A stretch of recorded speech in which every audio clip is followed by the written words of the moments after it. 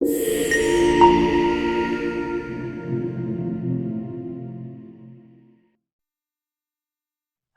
and welcome to this Edison TV executive interview.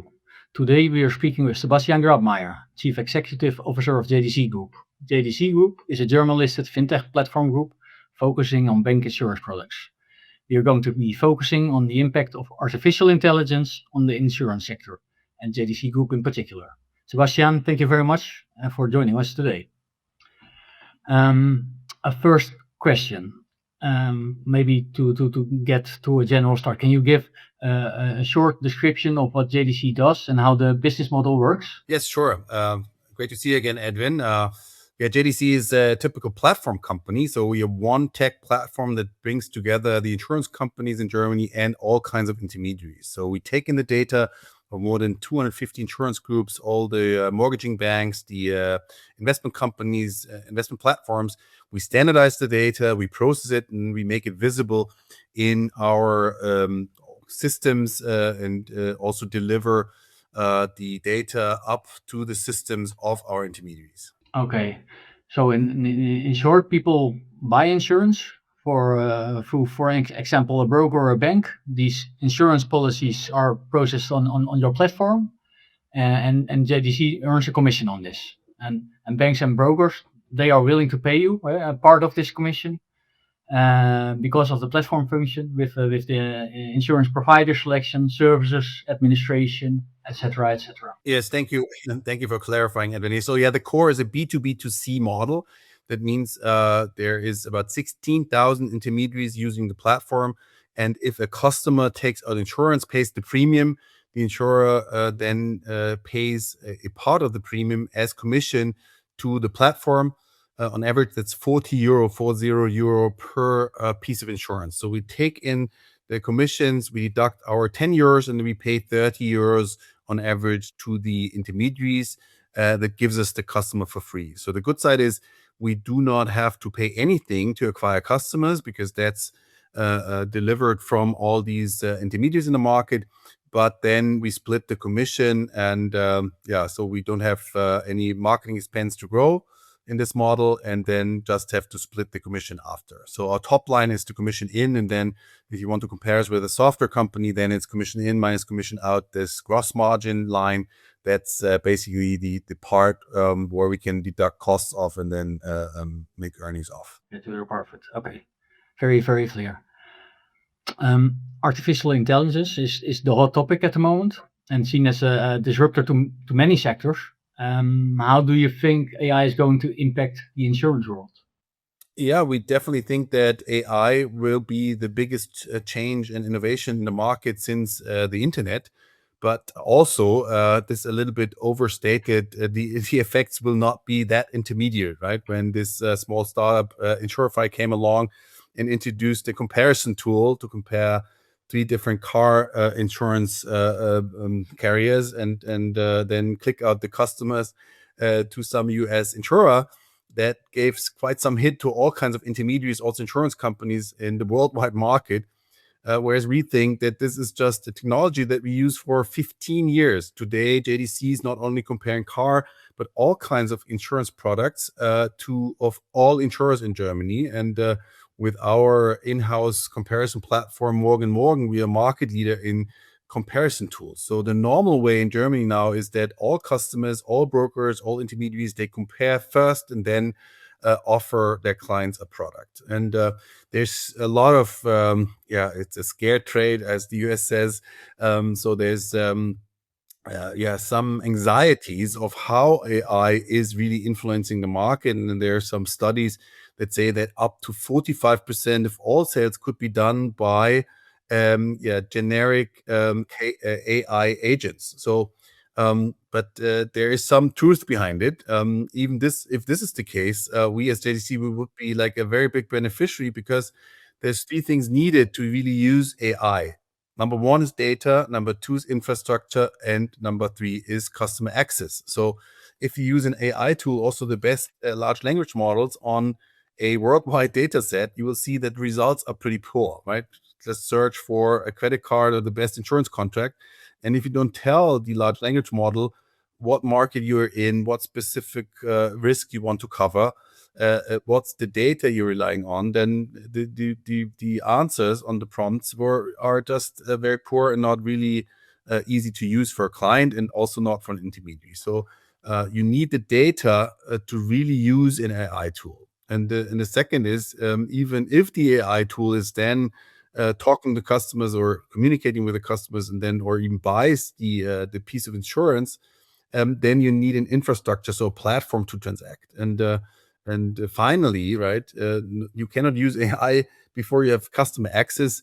And all these three, data plus infrastructure plus customer access, is on the JDC platform. Yeah, you already touched upon it a little bit. Huh? So you've seen in the stock market already that shares of platform companies have taken a hit from the development of AI, and AI is going to take over their role. That's the fear. You see it otherwise, right? Well, same happened to the software companies. Most took a hit of about 30% of their market cap. Same with the intermediaries, both insurance or stock. But I think on a short term, the contrary is the case, because the ones who can benefit from the developments are the ones using these AI tools. And that's not the general public first, but it's the software companies being more efficient to develop software faster and more to the point. And same goes for intermediaries. The ones, it's not the competition AI against intermediaries. It's AI. It's intermediaries using AI versus intermediaries not using AI. And we see that our internal processes already are becoming way more efficient. And when you look at our platform, then you can see that our growth is roughly 15% per year, and our HR costs are just going up 2 to 3% a year. And the answer is yes, AI is enhancing our skills and also our efficiency to gather the data. And we can already use a lot of HR and a lot of personnel in other fields, because AI is replacing normal service employees. So so my prediction is that AI will first benefit all these bigger platform software companies, and only maybe in the far future there will be AI tools that can then maybe replace some of the smaller intermediaries, but not the big platforms. Because again, right, you need these infrastructure platforms to transact, if you are a human being or an AI agent. And this is what we're looking forward to, because we will be very happy to do all the transaction business for these new in the end it's customer interfaces using these new AI methods. To summarize, you can use the AI to streamline your own processes. So that's something that you're working on. And the other side is in the market platform businesses, the large one like your own, that's probably going to benefit from the development. Yes, correct. That's the easiest use of AI is basically if you have back office work, like there's some stupid standard work streams, such as taking in data or comparing data or checking the quality of data. AI tools are very well fit to do that already, and we use our first AI tools for the last almost 2.5 years. So also here we're front runners, and now when the AI development comes to the customer front end, there is way more benefits. Right now, at least in German language, the AI agents are pretty poor still. Right, if you call whatever one big insurance company or big airlines, whatever you get back as an AI interface, that's still pretty poor, and you have to rely on a human being on the phone or in the service centers. But this will change dramatically, and for us, that has a lot of opportunity in there, because we will be able to contact many people. Right, we will talk more about FMK, our news acquisition, but for us, it was quite expensive to contact our customers outbound. but using now the first really usable AI bots, this will not be a problem in the very near future. Now, clear. You already touched upon it a little bit. The other way to benefit from AI is, of course, in attracting new clients. The acquisition of 60% of FMK probably fits this profile. Could you tell more about how FMK helps to source these new clients and get new contracts on the platform? Yeah, that's the so we like this B2B to C model that we're running, because obviously there is no big advertising costs, there's no acquisition costs to get access to customers, but we are always depending on the speed and the performance of our intermediary clients. And the acquisition of FMK changed this dramatically, because this is the fastest growing customer acquisition platform in the German financial market. So they acquire 40,000 customers, and that's not leads, but customers signing contracts every month. So we expect them to provide new, so we now own 2.5 million customers on the platform, and they will provide another 500,000 customers every year.